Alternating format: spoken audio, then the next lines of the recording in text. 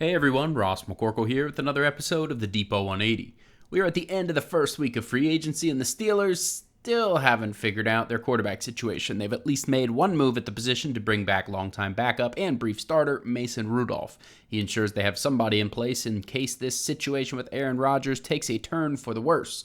It seems like Rodgers is still weighing his options and various insiders have reported that it could remain that way for quite some time. Another day, week, month? God help us all if it's a month.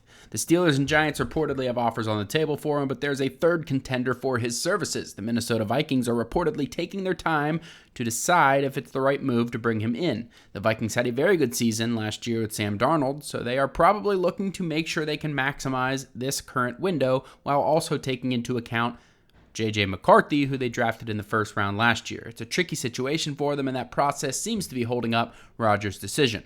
Presumably, if the Vikings offer him, he will accept that. If not, the Steelers would seem like the better option over the Giants. But Rodgers could opt to stay where he has a house and potentially make a little more money with the Giants. His life would barely change going from the Jets to the Giants, staying in New York.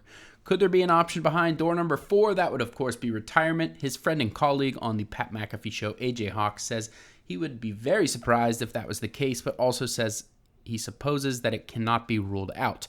If the Vikings don't end up offering, could he decide that neither the Steelers nor the Giants can take him where he wants to go?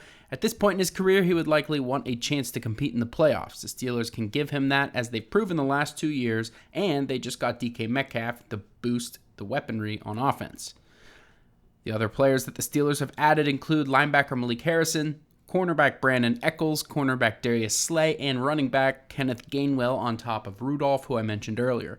With some of the departures, the Steelers are in very good position to receive the maximum possible for compensatory draft selections next year in the 2026 NFL Draft. Could that be the perfect setup to give them ammunition to move up for their future franchise quarterback? Maybe even take him in front of a Pittsburgh crowd with the draft being in Pittsburgh? It's shaping up that way regardless of what happens with Aaron Rodgers. Let me know how you enjoyed the video on Twitter at Ross_McCorkle, and as always, visit SteelersDepot.com for your latest and greatest Steelers breaking news and analysis.